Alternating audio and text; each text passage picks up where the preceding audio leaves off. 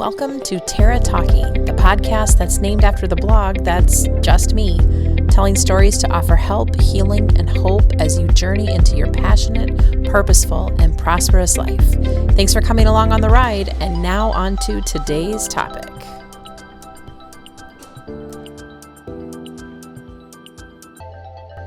What I've realized is that there is a pretty major problem for a lot of women who, by other terms, would consider themselves pretty successful, pretty happy with life, having a lot of stuff together, really being a pretty put together person.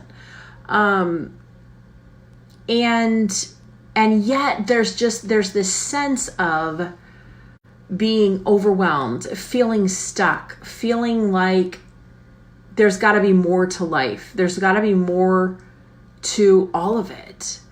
And I think that it's starting to cause, or for a lot of people, and I say this only because I was completely there, where life was good enough, and it should have been enough, and it should have felt really, really powerfully, happy and just everything that was the dream, right? Like living the dream. And yet there's just something else missing. There's this incongruence. There's this overwhelm. There's this sense that,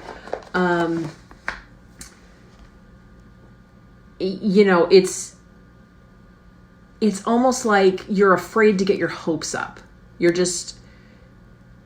just living life on the edge of this like tightrope, and any little thing that can come along can knock you off that balance, off kilter, and it's this panic of, do I hope for more? Do I wish for more? Do I dare to dream? Because what if I go for something bigger or hope for something more and it all crashes back down on me and I lose what I have now? So I'll just stay okay with the status quo. I'll just stay settled in with what I have right now because it's better than getting my hopes up and having someone else disappoint me again. And as I started to realize that this was part of what was holding me back when I was going through it, through that, and again, it took me a couple of years of digging into this to realize that a lot of it was, we are so conditioned as women, as just anyone who lives in society these days, we're conditioned to believe that there's something inherently that's going to go wrong. We're conditioned to believe in kind of the worst case scenario, or to think, if I say out loud, it's okay, I don't need that, or I don't deserve that, or that would be nice, but it probably won't happen.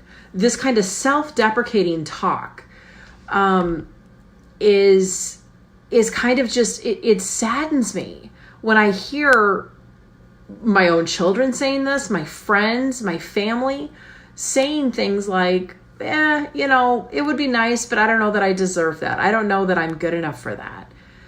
Because all we're doing is feeling into this state of overwhelm, where that's nice to say on the surface, but underneath the surface, you're like a duck paddling, like, okay, what am I going to do if that doesn't happen? It's not just that it would be nice to have that happen. I really need that for happen. I don't know what's going to happen if that doesn't happen. What's going to happen to me? What's going to happen to my family? What's going to happen to the house? What's going to happen to the car? And we get all of this panic, but we try to pretend on the surface like, it would be okay. I'm not going to get my hopes up about that. I don't want to jinx it by talking too excitedly about something. And in digging into hearing my own self-dialogue about some of this stuff, I started to question why. Why am I holding myself back from this? Because what if, okay, so what if, we talked about what if a couple nights ago. What if the worst case scenario happens and I don't get that thing that I'm hoping for, or that thing that would really change my life for the better? Where will I be?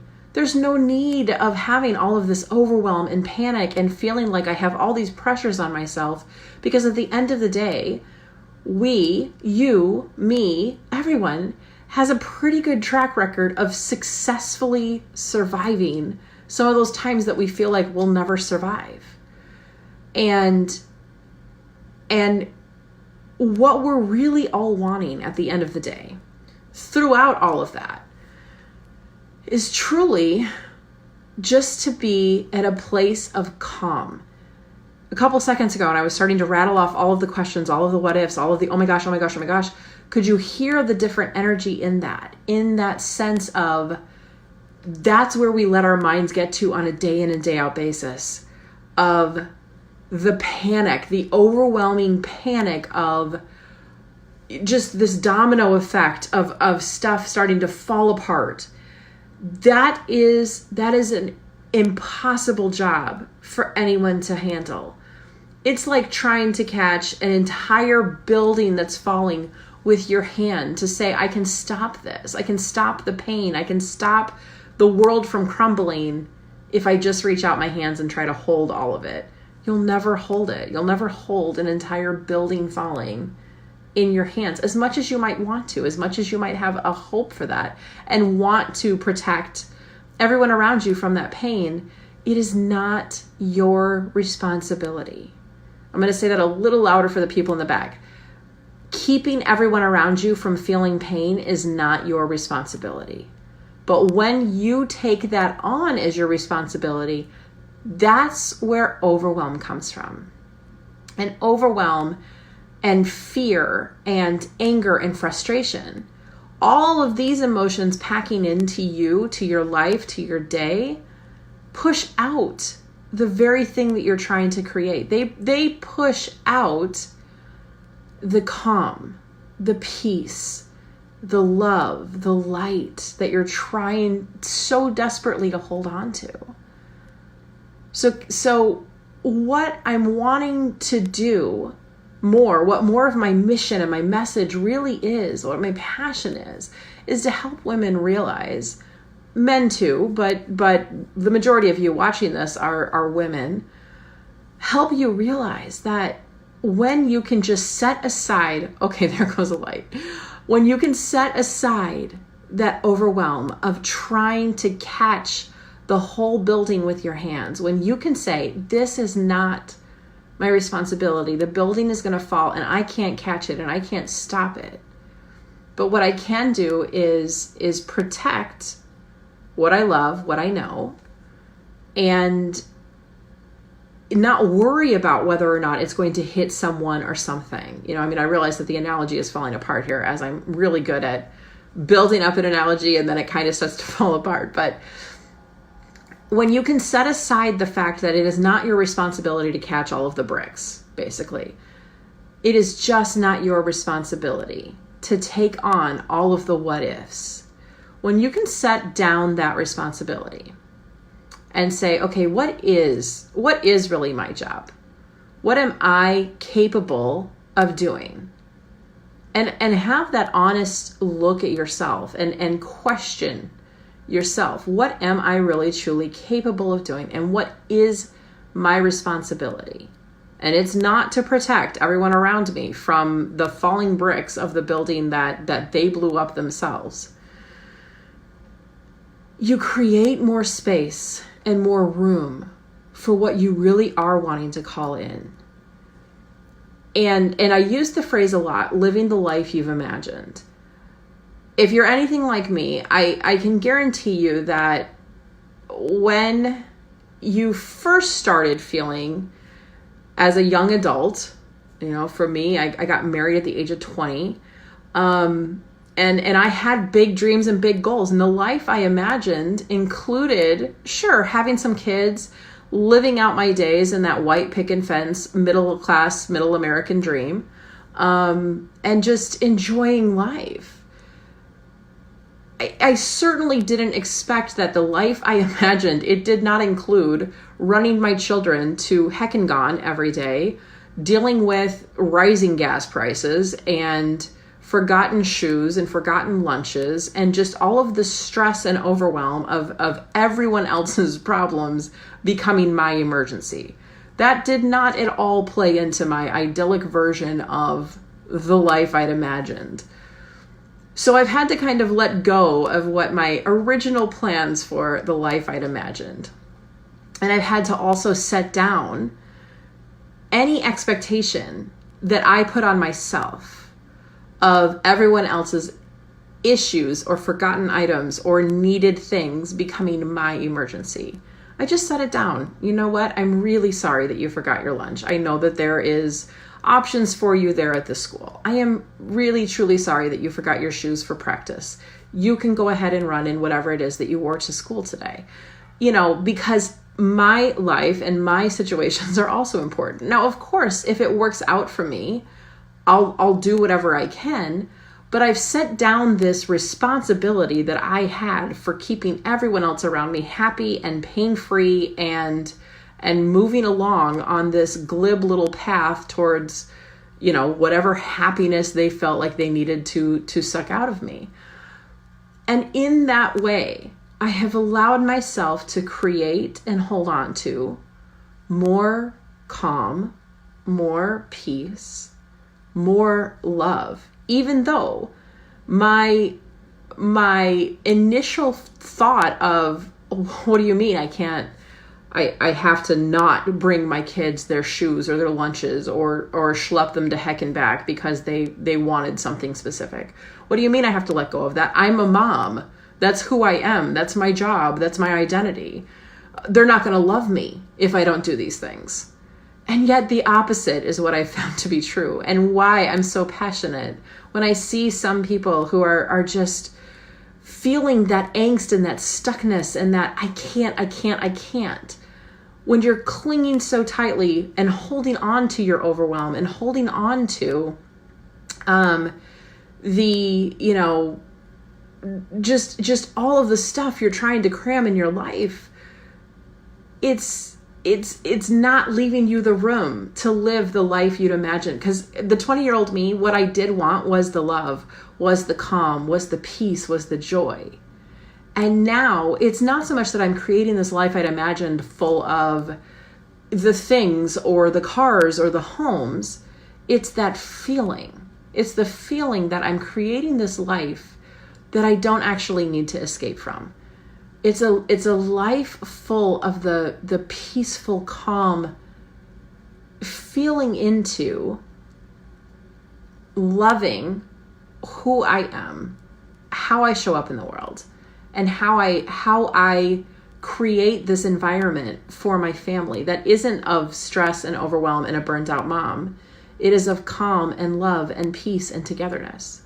So I just wanted to come in here tonight and challenge you that if you're feeling that overwhelm, if you are feeling that fear of wanting to reach for something else, but so afraid of losing what you have, of just feeling the frustration of trying to be and do everything for everyone around you, it's okay to set it down. In fact, it is your obligation, if you really choose to move forward in your life past those negative feelings and into the place of calm and love. Set it down. It's a simple shift, and I realize that it sounds really glib of me to sit here and say, but I'm here to tell you that as soon as I released the obligation that I felt to be the happiness for everyone around me, I found my happiness. And because the mama was happy, everyone around me became happy. I had it so backwards. I had it so backwards because I was so convinced that my overwhelm, my tiredness, my martyrdom was the thing that was keeping everyone happy. And it was so wrong. But I had to really dig into it. I had to dig into it. And I had to have some mentors in my life who were willing to say, set it down. It's okay to set it down. And through that, I've started really honing in on some things that that have helped me to learn how to set it down. It's part of what I created the Know Your Gifts course for, and it's what Mindful Motivation, my new course coming up, that it's what that's going to include. And the challenge that starts tomorrow that we're all going to go through together, it talks about that also, of just some of these tips and keys and steps that I have found have allowed me to set down the heavy negative stuff that I was carrying around in this attempt to be, to be the happiest person alive. When I set down all those expectations and obligations, the happiness, the love, the life that I had always really, truly wanted started to come to me. So those are some of the things we're going to be digging into in the challenge. So that's that. So I have 20 more spots for the challenge open. I think we just hit 30 today. So I think I can host 50 on the call platform that we're going to be using for the ending, kind of final call. So I would love to fill up all those 20 spots. If you have not signed up and said yes to yourself, there is a picture of a woman on the beach in the group. You have to actually click on Grow with the Flow. And if you got invited into this group, check to make sure that you're actually a member. Go to Grow with the Flow. Make sure that it says that you are a member, that you've accepted the invite from whoever invited you, whether that was me or a friend or a family member who invited you in. And then scroll down. I think it's like 2 or 3 posts down. And it says at the top, heck yes, it's a picture of a woman. It's kind of purplish yellow. She's kind of jumping on the beach with her hands and her head thrown back. And underneath that post, write yes. And that just, part of what I'm having you do that for is not so much for my benefit, but it's because what I have found when you take an action, even if it's a small, simple step, it sets you up for kind of buying in. You commit to yourself to say, you can trust me, I'm going to follow through on this. Having that trust in yourself is a task, a skill that you don't realize how much you need it and how much you don't have it until you start to become aware of it. So being able to say yes to yourself on that challenge picture is, again, yes, so I can keep track and know that we're not going, that I don't have to make major switches to the platform that we're going to be using. But it's also for you to be able to say, yes, I am committing to myself. Yes, I'm going to do this for me.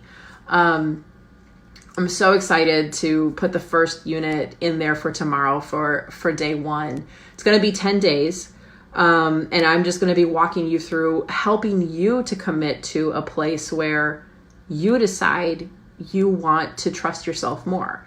We will be talking about the fact that it's, you're going to pick a physical, a mental, emotional, or spiritual, soul-led type of, goal that you want to work on.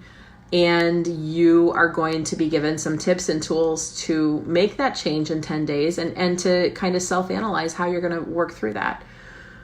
The other thing that I do want to tell you, if you are watching this and that you have been watching for the last couple of weeks and you just are needing a little bit more, the challenge is going to really help you get a feel and a sense for what does it look like to have a framework for kind of making some of these changes, not having to continue to pull yourself up by the bootstraps and drag yourself to the gym and then eventually just stop, or kind of make some healthy food choices but then stop. It's going to help you set the framework up for making the kind of changes that are congruent and authentic to who you are and who you are becoming. Mindful Motivation, my new course, it is going to be $97 once it actually goes live. If you are at all interested in learning more about it, comment mindful below. I will start a conversation with you, and if it does sound like the kind of thing that you are going to want to be interested in, if you pre-purchase it, it's only going to be $55 versus the $97 that it will be once it goes live later this week. So yeah, that is an opportunity available to you. The challenge, if you haven't signed up for that, and I think that is it for tonight. It is, I'm really pushing the edge of getting this live up. It's almost midnight for me in Central Time Zone. So that's what I wanted to say to you today. Again, just that simple shift of let go of some of that responsibility that you're carrying that's heavy, that really truly isn't yours. It is not your job to make everyone around you happy, or even really to keep everyone around you happy. We are all responsible internally for our own happiness, including your children, including your husband, including your mom, including everyone around you who wants to suck your joy for themselves. It's okay to set that down. And to allow the setting down of that heavy burden, create the space for calling in everything that you want to call in for yourself that is good. Calm and joy and peace and love. Call those things in because you are worth it. You 100% deserve it. And I hope that this has been a helpful message for you. Let me know if there's anything else I can be of service with as we are coming up halfway through this week and getting started on the challenge tomorrow. Anyways, I look forward to seeing you all in the challenge and can't wait to get started on that. Have a great night, everyone. I'll talk to you soon. Bye. Thanks again for listening to this episode of Tara Talking. I'd love to hear your thoughts. Find me pretty much everywhere on the interwebs as @Tara Talking, that's TERRATALKING, or at my blog, taratalking.com. Your reviews, comments, and shares are always so appreciated. May you prosper well as you live your most passionate, purposeful life this week. And as always, keep on keeping on.